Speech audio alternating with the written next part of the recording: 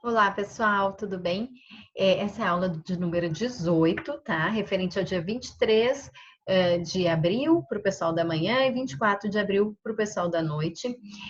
Nós fizemos ontem uma aula ao vivo, às 7h30 da manhã, mas tivemos alguns probleminhas técnicos, né? De fato, o Zoom fechou algumas vezes, foi avisando que iria fechar e a gente não conseguiu, então, fazer uma aula como eu planejei para vocês. Peço desculpas. E as próximas, então, nós faremos no Meet. Eu já organizei, já conversei com a nosso apoio técnico da universidade para que não tenhamos esse problema novamente, tá? Então, de fato, já tinha dado outras aulas usando o Zoom e não tinha tido o problema que nós tivemos nessa, mas, enfim, tecnologias sempre podem nos deixar na mão, né? Então, enfim, eu resolvi gravar essa aula para repor, apesar de já ter deixado à disposição aquela aula que nós fizemos ao vivo, certo? Então, nós vamos continuar com os slides da aula 18. Deixa eu abrir para vocês aqui, pronto. Então, a ideia é a gente continuar. Eu vou falar rapidamente sobre resolução de problemas e tomada de decisão, tá? Lembram da resolução de problemas? Nós falamos um pouquinho, uma técnica utilizada principalmente focada em problemas práticos, né? Quando se inicia um processo terapêutico, nas primeiras sessões, até para a gente alcançar, para a gente construir as metas, a gente parte de uma lista de problemas que o cliente traga e que ele vá vendo aqueles problemas que são mais presentes na vida dele.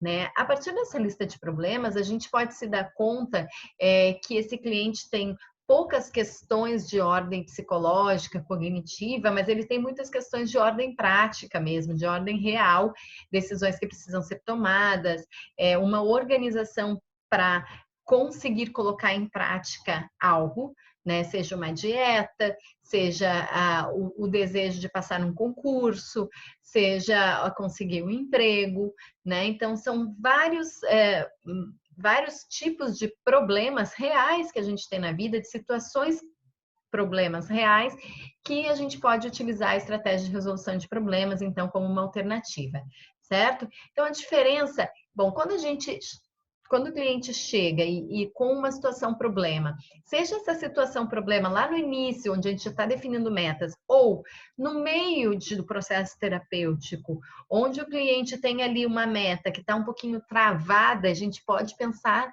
em quais os problemas que estão travando o cliente na execução daquela atividade que está preparada para aquele dia. E é possível que aí a gente trabalhe com uma estratégia de resolução de problemas, porque esse problema pode ser externo, pode ser real, pode ser que ele tenha que desenvolver, então, um plano de enfrentamento, certo?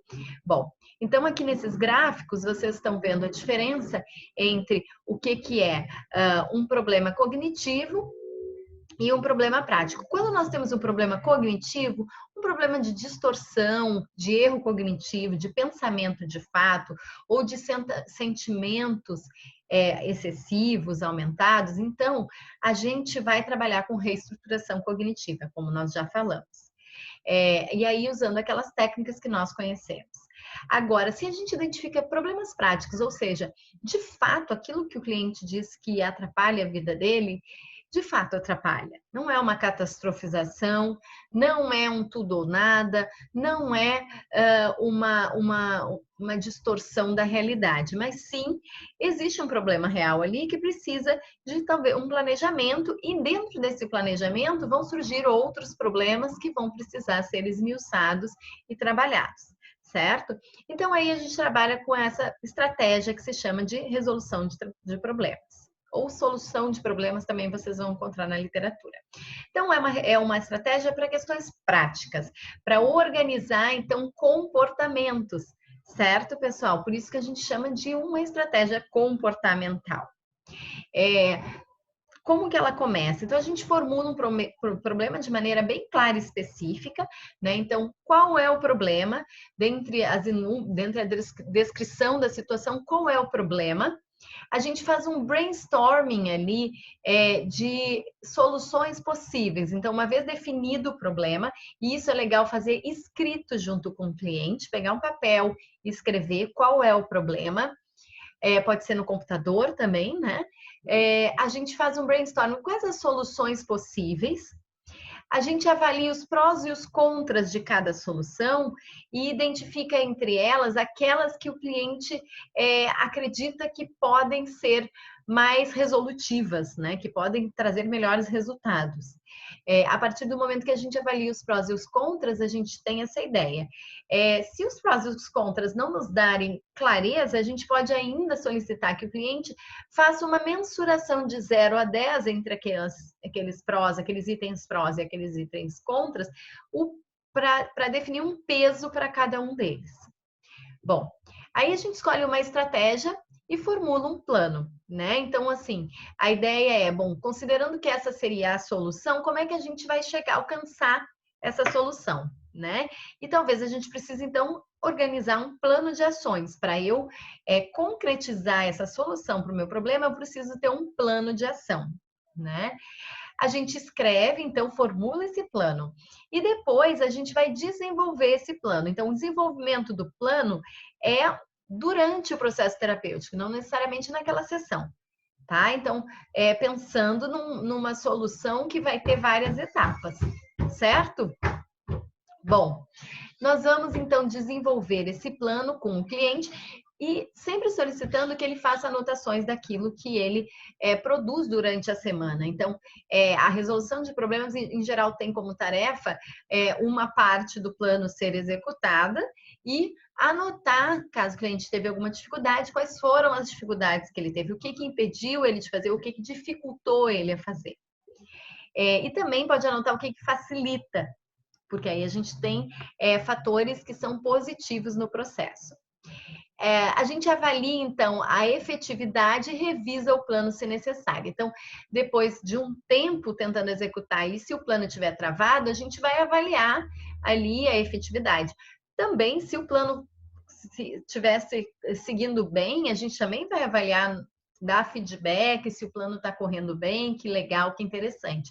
Poder identificar com o cliente o quanto que aquilo faz de fato sentido, né? Validar o plano realizado. Agora, se ele não estiver fluindo como esperado, então a gente precisa revisar e ver se existe alguma das ações que não foram bem organizadas, que não foram bem trabalhadas. Então, cada uma das sessões, ela pode propor um conjunto de técnicas de trabalho. E agora a gente vai falar um pouco mais sobre isso. Primeiro, antes de comprometer o cliente com um plano, isso é bem importante. Talvez ele precise discutir isso com outras pessoas, tá? Então, às vezes a gente vai levantar o problema numa sessão, a gente vai levantar algumas soluções, mas a gente não vai naquele momento definir o plano, porque ele pode se limitar a algumas soluções que talvez não sejam soluções tão efetivas, porque naquele momento ele sozinho, com o terapeuta, não consegue chegar em algumas respostas. E talvez conversando com pessoas da confiança dele, amigos, parentes, ele possa então ampliar as soluções possíveis. Tá? Uma coisa interessante também é usar o questionamento socrático para identificar estratégias que tenham boa probabilidade de sucesso, né? Então, toda vez que eu definir ali uma solução, eu pensar em como eu vou colocá-la em prática, eu usar ali alguns questionamentos socráticos, né? Mas quais as evidências a gente tem que aquilo pode dar certo? Qual é o impacto que aquilo vai ter na vida do cliente, né? Entre outras perguntas socráticas que podem nos ajudar a efetivar a confiança do cliente na solução, motivar o cliente para a solução e definir qual a solução que o cliente, então, encontra ali como mais eficaz, pelo menos pensa como mais eficaz para o problema em questão. É muito importante manter o registro escrito de como se deu o plano na prática, né? Então, a tarefa de casa, isso a gente já falou, que sempre o cliente, toda semana, ele vai colocar uma parte do plano em ação, ou vai colocar o plano em ação, e ele registrar o que atrapalhou e o que ajudou ele nesse processo. Pode ser necessário utilizar algumas técnicas, como treinamento de habilidade social ou outra técnica que favoreça a execução do plano. Tá? Então, isso também é uma coisa super importante. Então, durante eu faço o plano, tem ali as ações, mas para realizar uma ação, eu posso precisar de uma técnica cognitiva, porque pode ser que tenha alguma coisa ali que está emperrando, está dificultando que eu realize aquela ação combinada. Né? Pode ser algo de ordem cognitiva ou algo de ordem comportamental mesmo, que eu não tenha habilidade, que eu me sinta inseguro para fazer. Então, ou a gente pode fazer um treinamento de habilidades sociais, né? Então, daqui a pouco eu precisaria fazer um grupo de relacionamentos, um grupo de amigos que estivessem com a mesma situação que eu, né? Então, assim, que estivessem buscando passar um concurso. Mas eu não me sinto tranquila para buscar essas pessoas, né? Então, como que eu posso fazer isso? A gente pode fazer um treinamento de habilidades para ajudar o cliente a buscar relacionamentos interpessoais. Como que eu chego nessas pessoas, que tipo de posicionamento eu posso ter, que coisas eu posso falar. Então, treinar habilidades sociais com ele. Também posso fazer a exposição, né? Então, ele vai gradualmente se aproximando da ideia de se aproximar de um grupo de pessoas, né? Então, pode conversar com uma pessoa, primeiro começar com uma ideia imaginária, né? A exposição imaginária, depois conversa com uma pessoa real, depois conversa com um grupo já tendo conversado com uma pessoa. Então, a gente pode fazer aí uma hierarquia de situações até chegar na situação prevista, que é a solução do problema, certo? Então, a gente pode usar técnicas que vão intermediar a técnica comportamental da solução de problemas. Bom, isso aqui é importante, ó, quando crenças, pensamentos ou emoções interferem na ação planejada. Então, o cliente sabe intelectualmente o que ele deve fazer, é o que a gente estava falando, né? Porém, percebe que algo lhe impede, né? Então, o que seria isso que lhe impede? Né? Então, a gente vai para a reestruturação cognitiva e vai identificar que se tem alguns pensamentos, alguma emoção, alguma crença que dificulta a pessoa em colocar em ação aquela situação. Né?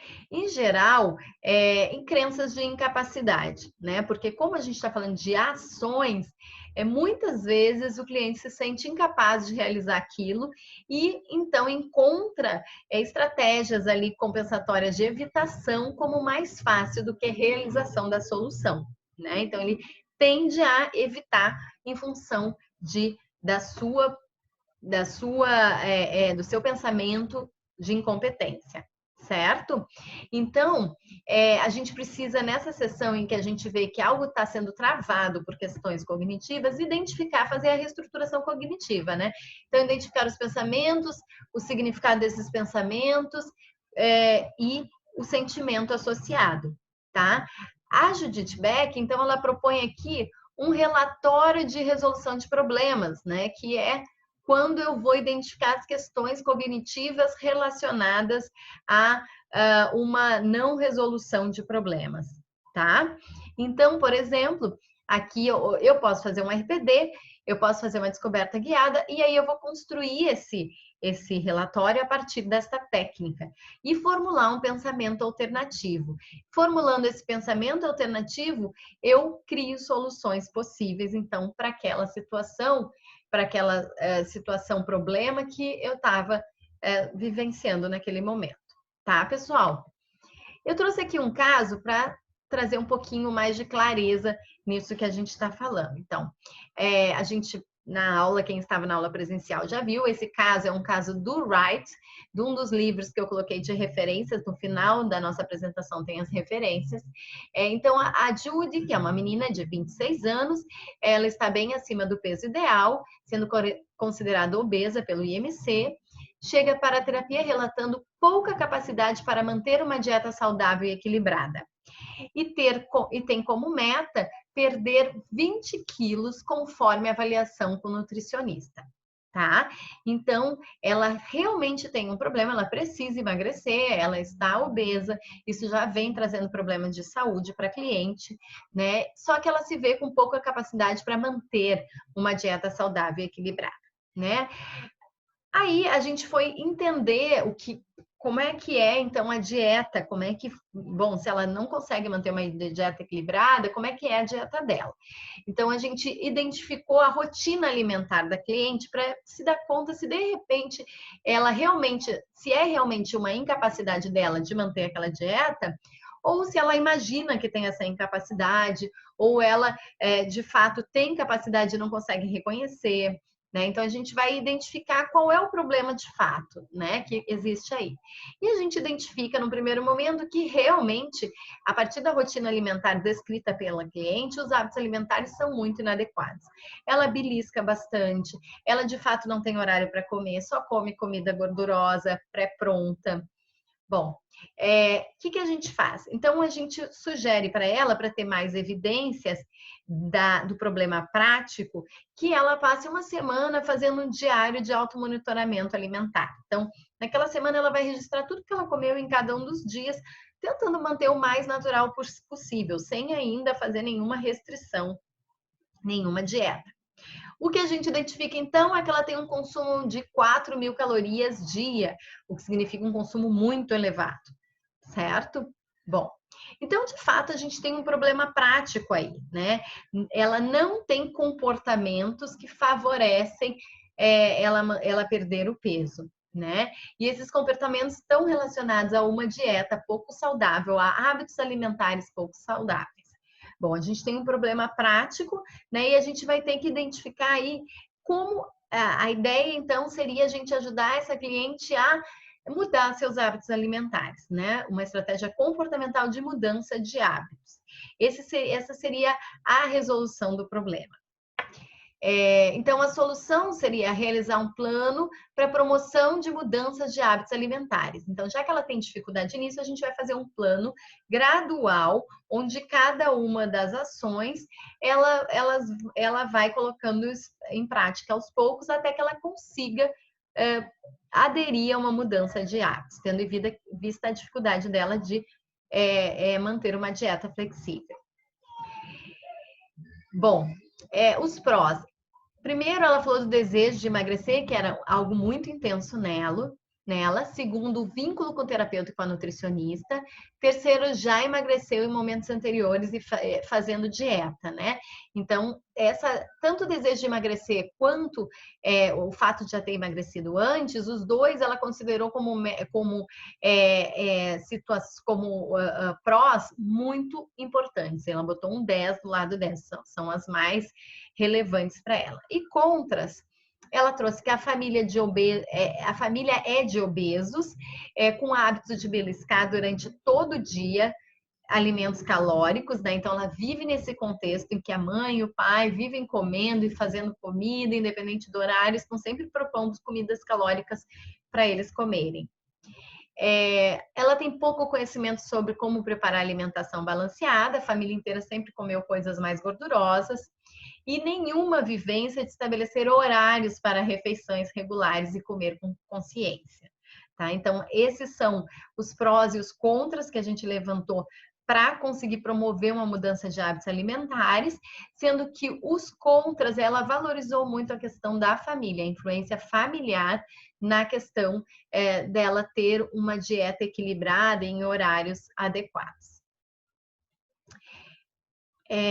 Uma outra coisa que a gente falou é de comer com consciência, tá? Então, isso é importante, de prestar atenção no que está comendo.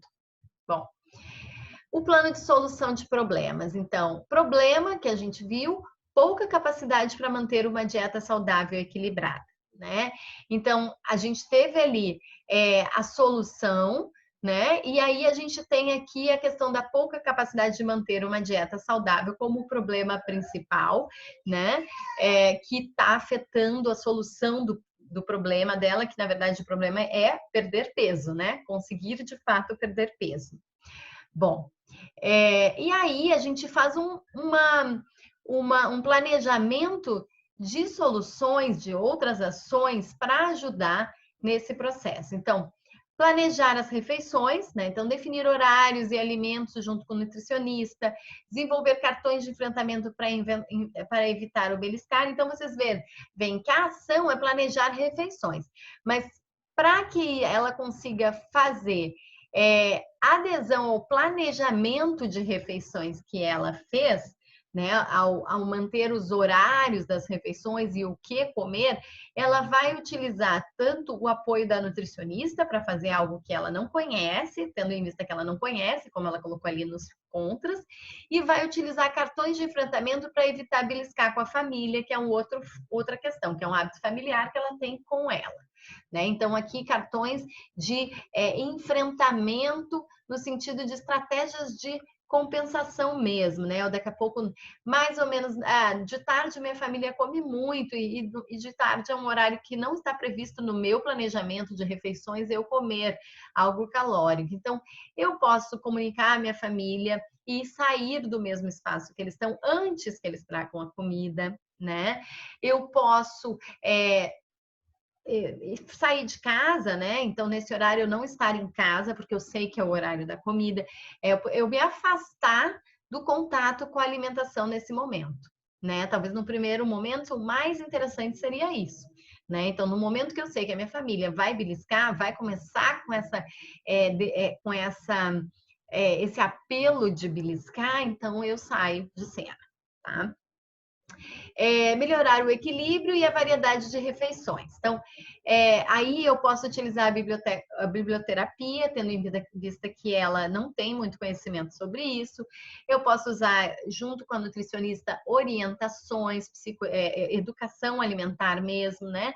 Para que ela, então, melhore o equilíbrio e a variedade das refeições, das comidas nas refeições, certo? Então, a gente pode trabalhar de uma forma mais educativa nesse sentido. Preparar alimentos. Então, preparar alimentos também ela relata que ela não está acostumada a preparar alimentos naturais. Então, o que ela faz? A gente sugere que para ela conseguir preparar alimentos, ela pode buscar receitas saudáveis na internet, que é uma coisa que ela tem facilidade. A gente vai ter que reestruturar pensamentos automáticos de incompetência, então já fica como meta da terapia isso, trabalhar esses pensamentos, fazer um RPD, né, e ver quais são os pensamentos que vêm quando ela vai preparar um alimento, né, a situação de preparar alimento desperta quais pensamentos e quais sentimentos, né, e a gente poder, então, formular pensamentos alternativos que favoreçam que ela faça o engajamento, então, nesse processo de preparar alimentos. E também a gente pode sugerir estratégias de relaxamento para ansiedade por falta de experiência. Então, no começo, como ela não tem experiência, ela pode ficar muito ansiosa em fazer comida e errar e não conseguir dar conta e aí não ter o que comer. Então, a gente pode fazer estratégias de respiração diafragmática ou alguma estratégia dessas de relaxamento, que a gente vai ter uma aula para falar delas um pouco mais, tá? Para que a cliente, então, chegue nesse momento de preparar alimentos e ela consiga dar conta e seguir adiante nessa ação, né? Que ela não interrompa a ação. Esse é o foco, então, dessas estratégias. Desenvolver uma atitude consciente ao realizar refeições. E aí a gente pode ter uma sessão para ensinar, uma ou duas, enfim, para ensinar estratégia de mindfulness, né? Eating mindfulness, né?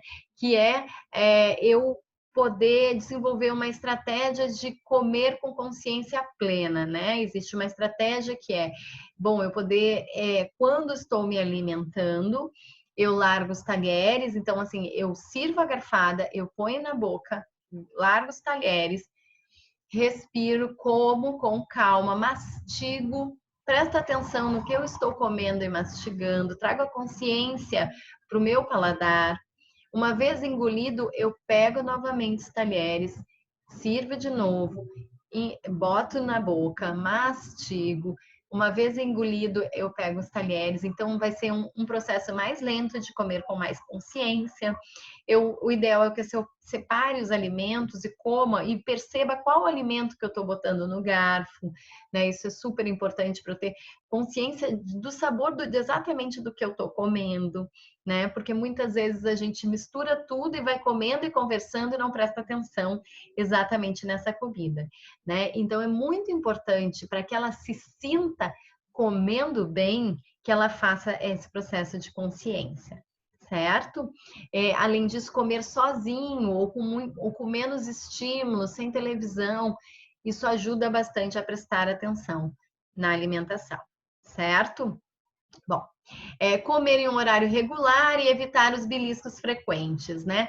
Então, isso também é uma das ações que está no plano, né? E a gente pode fazer um THS com ela, né? Para que ela, então, aprenda a comer nos horários regulares, né? Então, aprender a negociar com a família.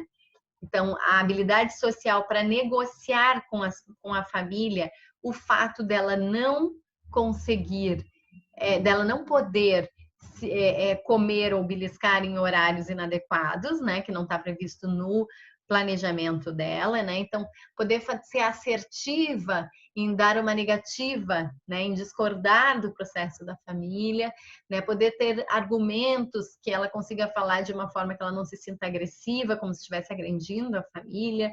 Então, o treinamento de habilidades pode nos ajudar nesse sentido. Então, aqui uma situação, problema que pode surgir, vamos dizer, com a Judy, né? E a gente vai usar aqui o relatório de resolução de problemas da Judith Beck.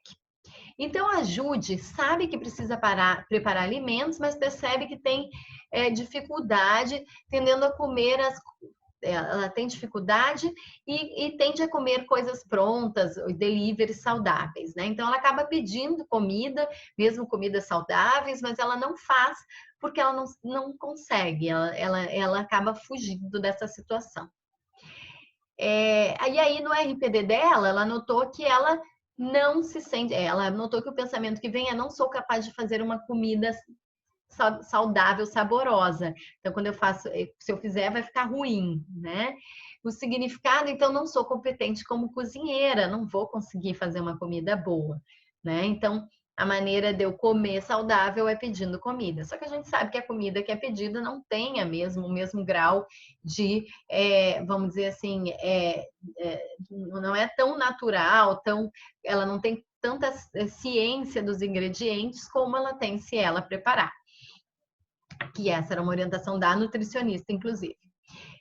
O sentimento de ansiedade, desânimo. Então, quando vem esse pensamento, ela tem uma ansiedade, né, de não conseguir dar conta e se sente desanimada de tentar. E aí ela evita, né? A tendência dela é evitar entrar em contato, ela se sente desanimada de começar a fazer a comida e ela evita, então, a situação. Na sessão se pensa, então, pensamentos alternativos. Então, ela diz: eu realmente não sei quão bem eu farei até fazer, então, de repente, eu preciso tentar para ver se eu consigo, se eu nunca fiz. Posso tentar fazer até ficar bom, então, isso é uma outra questão. Tá, pode ser que não fique bom, tá, e aí? Vou fazer até ficar bom, né? Então, minimizar a questão dela não conseguir fazer, porque ela pode ir fazendo até conseguir fazer algo saboroso. O pior que pode acontecer é ficar ruim e eu pedir algo para comer. Então é isso, assim, tá, tudo bem, não ficou bom, não vou comer, vou pedir algo para comer, né? Então, esses são os significados, os pensamentos alternativos que foram construídos para que ela, então, consiga preparar os alimentos. E a solução, então, como que ela pode colocar em prática esse preparar alimentos a partir do momento em que ela se autoriza, né? Então, ver vídeos do YouTube para saber exatamente a receita e se sentir mais segura. Então, isso vai reforçar o pensamento alternativo.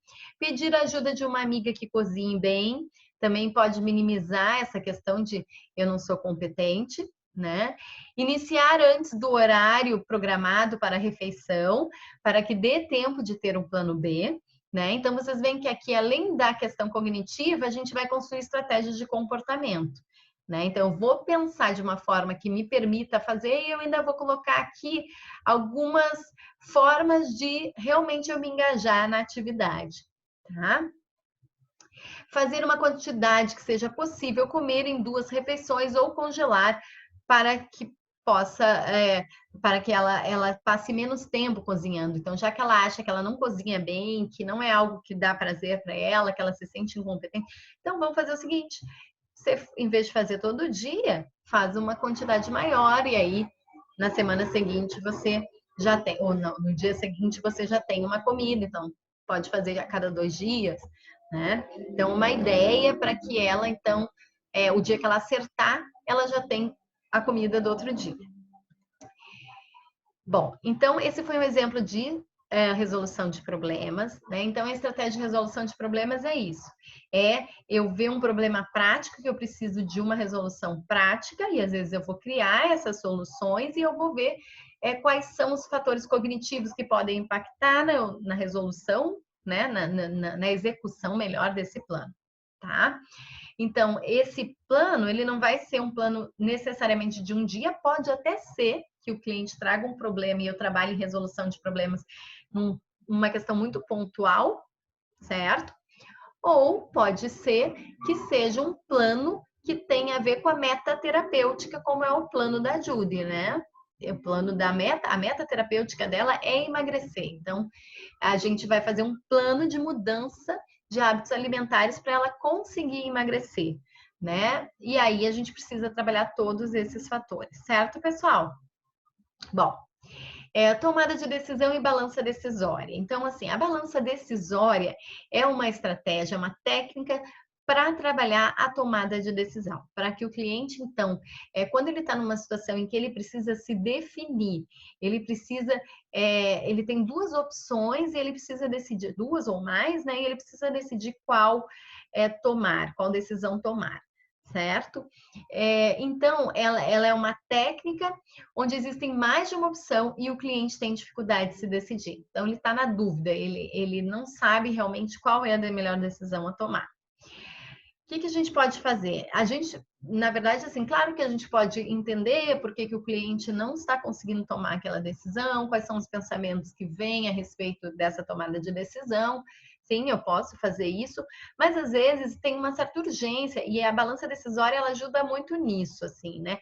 Ter clareza das evidências positivas e negativas de cada uma das opções, né? E aí, se mesmo assim o cliente não conseguir definir, se decidir, né? A gente então vai partir para os fatores cognitivos que estão impactando nessa tomada de decisão, certo? Então, assim, ver as opções. Então, a gente também pega uma folha de papel, ou no próprio computador, ou num quadro, né? Quem trabalha em consultório, às vezes tem um quadro, né?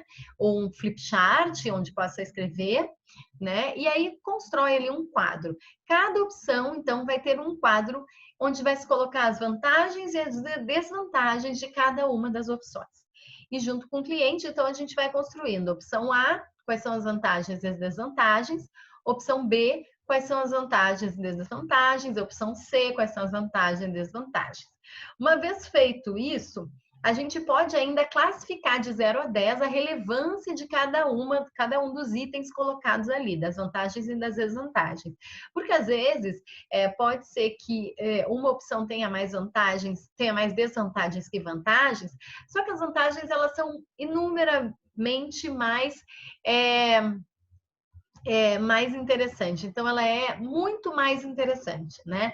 Então, eu posso, para o cliente, aquela vantagem, uma vantagem tem um peso 10 e a outra, a desvantagem tem várias, mas cada uma tem um peso 1. Porque são desvantagens, mas ele consegue relevar, lidar com elas, certo?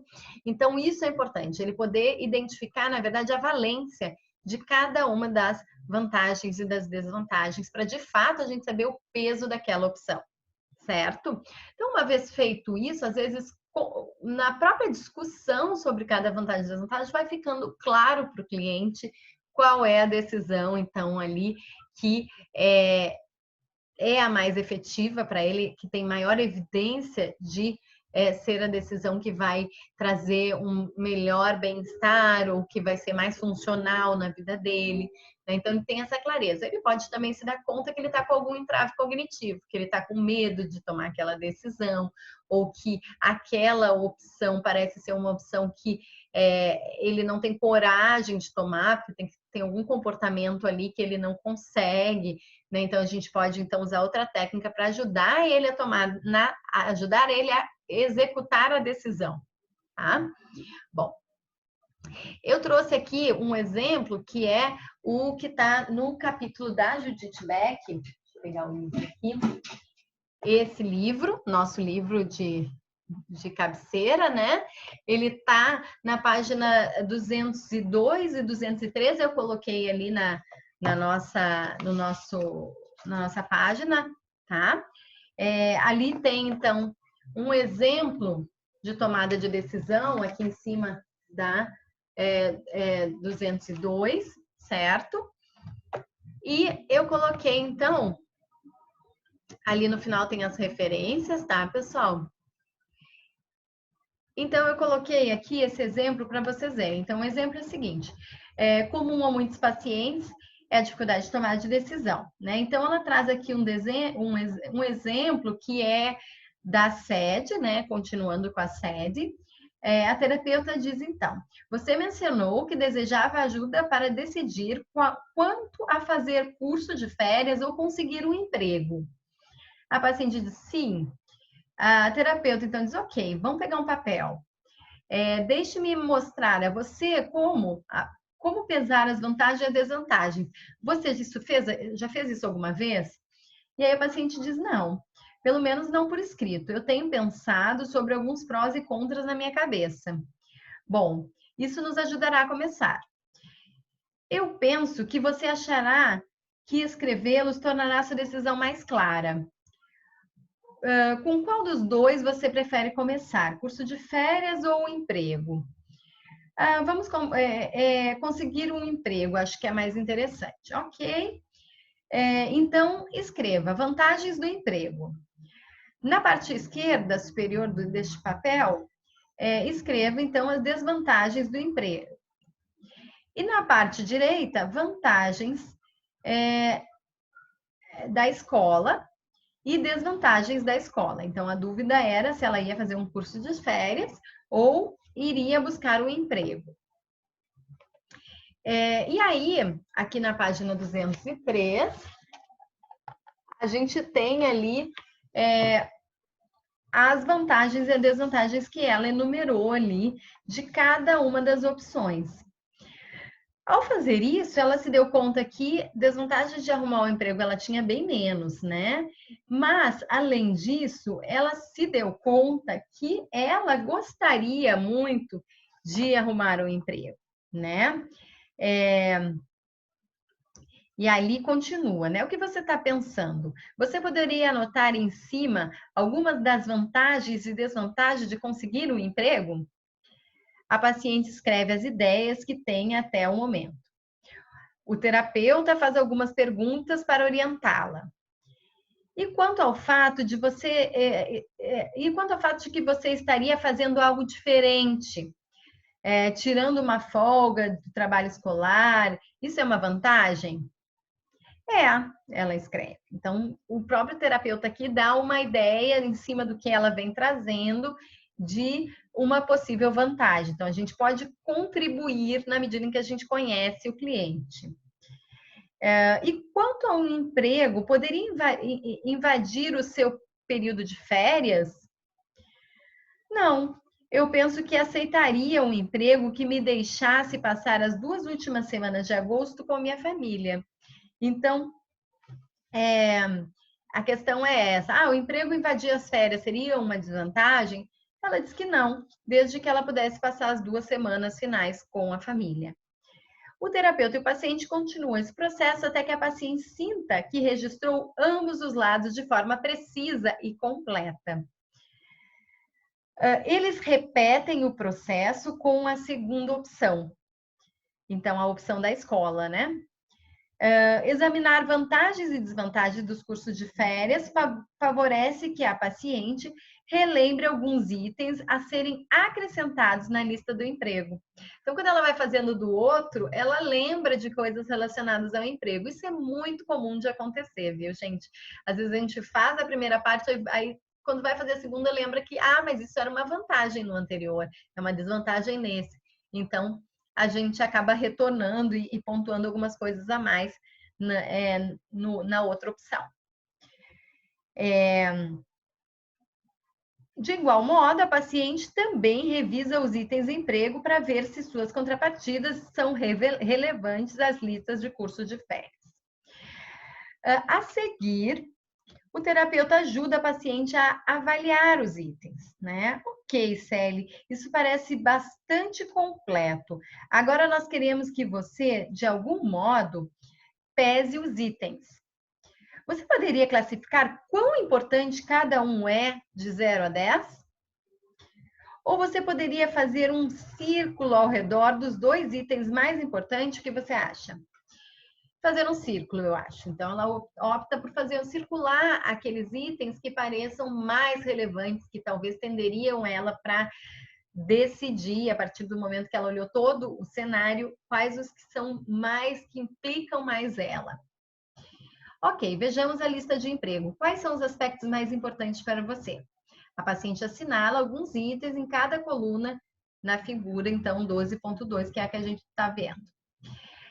Apenas examinando o que você assinalou. O que você acha? Parece que a grande dificuldade com um emprego de verão é ter que encontrar um. Porque se eu já tivesse um, eu penso que gostaria de ganhar dinheiro. Eu me sentiria mais produtiva. E seria bom tirar uma folga do estudo.